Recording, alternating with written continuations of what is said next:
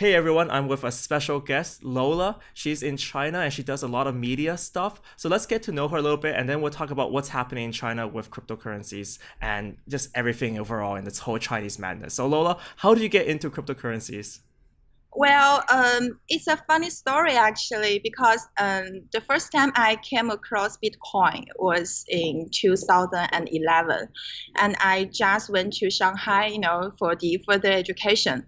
And well, there is a guy in our school laboratory, and in the computer room, I find that his screen, on his computer is different from mine. Then the guy just told me that he just hacked my QQ account.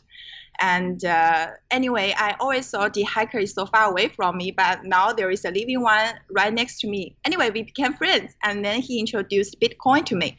I have to say he might be a genius in computer, but he's definitely not a good storyteller because I couldn't understand much about Bitcoin. So he said, "Why don't I just mine something for you?"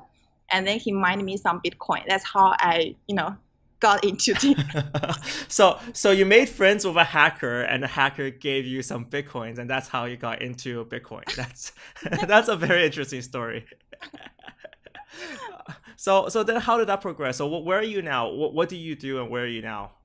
Uh, um, I I can say that I'm actually part of the cryptocurrency industries now because I'm currently working for a fund company in the role of the post-investment management. And this fund is focused on the blockchain-based crypto currencies. And we mostly invent cryptocurrencies that are made from the foreign countries. And this fund company has a good reputation at home and abroad. And and can can I mention that I helped express and help promote some foreign blockchain projects to China. Of course, yeah. So you worked a lot with ICOs, you worked a lot with cryptocurrencies, and of course now you're in a bit of a pickle because of course China banned ICOs, right? So how has that affected you? How has that cryptocurrency ban changed what you do right now? Well, I have to say it has a huge influence on my work now, but I think I would like to clarify that it's not a ban actually. It's a immediately stop because I've been in the Chinese market and I've seen how crazy and how fast growth here. And what I mean crazy is crazy crazy. It's not a good crazy. I mean I've seen some scam and just some shitty projects just saying raise like how much 1 billion RMB for a project and something. And I've been in touch with many investors who would just invest anything they can reach. They don't even ask what this project is. They don't even know about Bitcoin. They don't know what blockchain is. They just buy and sell and invest something. It's just so crazy. I think this ban. I think this stop is a good thing because I think this market here in China needs to take it down a notch, and I think it's good for the business. But it definitely make me, have more time to do something else except the cryptocurrencies. So right now you're in a kind of a break, right? Kind of pausing for a while, and then how much communication does the government communicate with you guys? Are you guys in touch with various agencies? Are you in touch with the People's Bank of China or other agencies in China?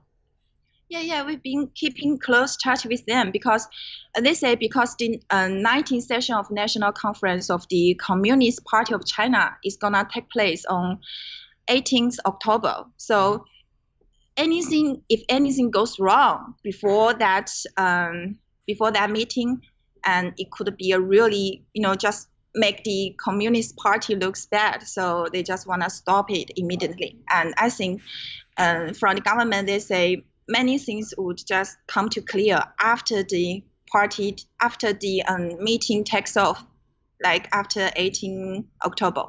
So that's a long time to wait. That's almost 1 month to be good. So you have to be good for 1 month. Don't mess up. Don't make the Communist Party look bad. And then Yeah. after that, then something official may be announced. So right now you have a pretty much a 1 month break for for a Yeah, while.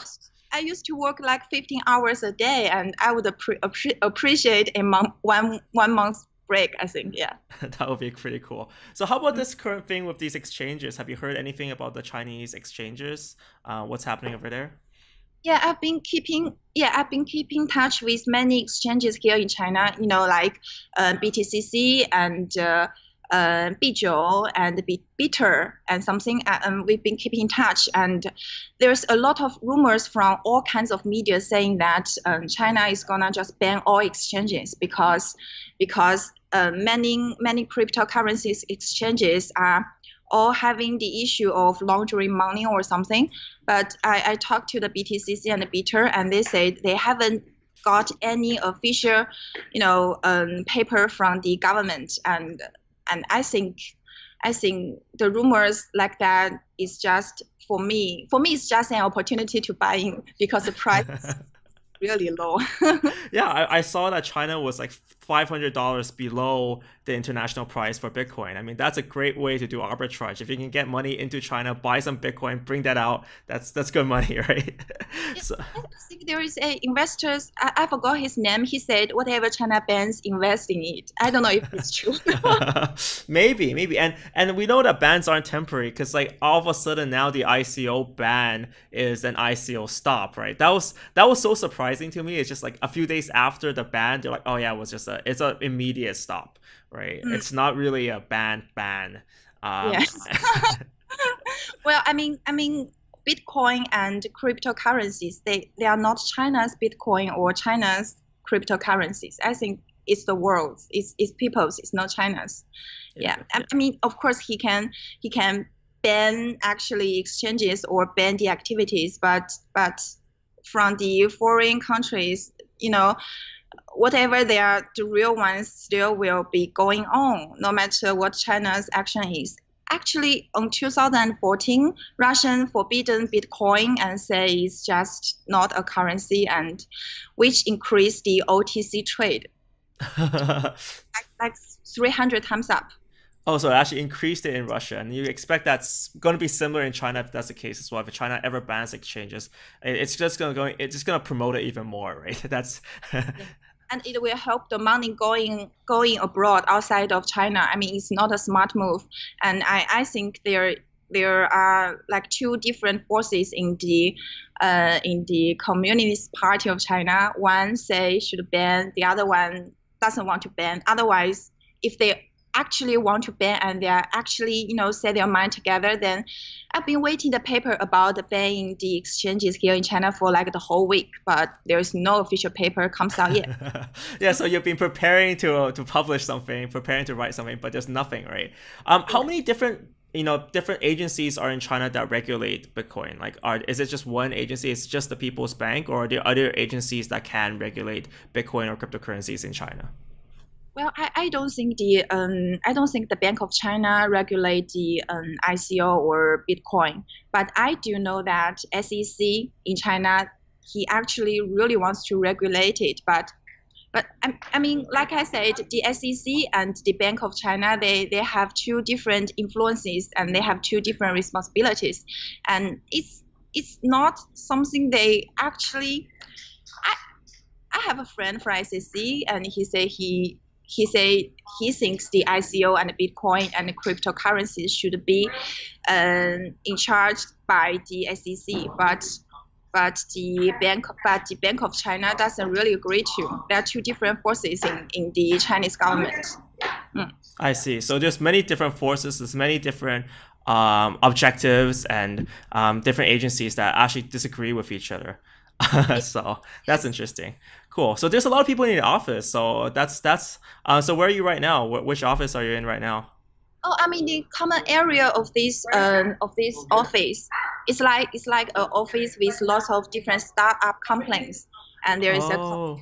and entertainment area and even a gym. Oh, that's really nice. That's really nice. So hope you can get a lot of exercises there, and just get a good break for a few months, right? I mean, or a month or so until the Communist Party meets up and actually makes this either all legal or all illegal. So that's gonna be an interesting time. So any other investments? What else are you doing right now? Well, besides from the sightseeing, traveling, and I'm actually looking for the overseas market because if if everything doesn't goes well here in Chinese market, I can always explore the overseas market. For me, I'm Yes. fine. Yeah, join us on YouTube. I mean, I would love to hear more on YouTube. And if you have your own channel, make your own channel. We'll do this more often and get your channel started because we would love to hear more coming out of China and just to dispel that kind of rumors that's happening around this whole week. Because like this whole week was just crazy in terms of the Bitcoin price going up and down and up and down, and we're kind of like really trapped in this. And I think a lot of people just want to know what's happening and just want to just end this. It's either like that's what people are waiting for the Chinese government to either put out a statement to say it's illegal and then we can move on, or say it is legal and then we can move on. Right now, it's just this uncertainty is really killing people. I think that's the biggest issue. Yeah, the uncertainty is really killing people and killing my wallet as well. I remember when the first paper comes out saying that ICO is illegal. The Chinese market, all these cryptocurrency just dropped hardly, Yeah. and I was joking with my friends that.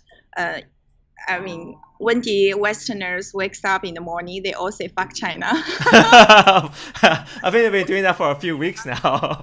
So yeah, for sure, for sure. But weak hands leave the market. Once people leave, the people who are hardcore will stay on. Also, of course, with the ICO ban, how legit do you think it's Taixing? Because a lot of people are asking. Taixing published the news first, right? About the ICO ban, and then they published the news about the exchange ban. Where does that stand? How much authority do you think they have, or how much access to rumors do they have? Well, I have to say Cai Xin is a badass because whoever gives him the power to publish news like that actually actually has some power in the government, because as far as I know, before Caixin reports about the ban of the ICO and the ban of the exchange, he actually takes down some big sharks here in Chinese commercial market, commercial industry as well. And I think he behaves as part of the government's will. That's for sure. But about how accurate he can get and how fast the news can go. I didn't believe it until he published the ICO illegal, and then the paper comes out. Actually, I'm kind of scared of Caixin right now, so I pay much attention to Caixin media right now. Right, just because the Caixin was accurate, they published it before, and then the People's Bank of China published their thing. So that added validity to what they originally said, right? So that's why I pay more attention to it. Yeah, and he did, and Caixin did take down some big sharks here in China before. Oh, okay. Okay. Some commercial guys. 这个可以剪辑吗？商人怎么说 businessman, 商人。？Yeah, he takes down some big sharks, businessmen here in China before. So he took them down, or what do you mean they text them down? He took them down. He used his words and reports and took some big sharks down. Yeah. Oh wow, that's yeah. Interesting. So I think we're gonna still see it's still gonna be an interesting probably one whole month before the China's People's Congress. I mean, unfortunately, that's the case, and hopefully you have a great vacation. Is there anything else you want to tell us about your ICO or current projects? I'm not doing any more ICO projects right now, and and before the paper comes out, I have like 3 or 4 projects in my hand, and now I have to put them off. Like I have to stop their promotion here in China and abroad for now. And they totally understand our situation here in China, and I mean, yeah. It's unfortunate that you guys have to go through this, but hopefully afterwards the temporary halt will become some form of back to activation. Maybe we'll see what happens, but hopefully, things will go better for you, and hopefully this news coming out of China will stop. I mean, there's been a lot of cases where China tried to ban exchanges, right? This is not the first time China tried to ban exchanges. Yeah, yeah. I think the China doesn't actually want to ban a new technology innovation, and what he tries to do, as I would imagine, is that there are a lot of scam and for like really bad projects happening in China by some Chinese people. I think they just want to stop from people getting cheated or something. I think Yeah. that's purpose instead of just stopping a technology innovation. Yeah. So I think this Chinese market, this crazy Chinese market did need to, take it down a notch, I think. Okay, And cool. this, Yeah, it needs to be controlled, slightly brought down a little bit. So yeah. hopefully it'll go well. Hopefully things will resume to normal. And hopefully, yeah, like I really hope the best for you. I hope you can start a YouTube channel because I've been trying to push you for a while. This is the best way to start. So if you start a YouTube channel, I'll link it down below, and people can check out your channel and see what's happening in China as well. And I can hope to see you more coming on this channel in the future. Um, Oh, you. I think I'm gonna get a Chinese lessons. well, I hope to see you next time, and bye bye.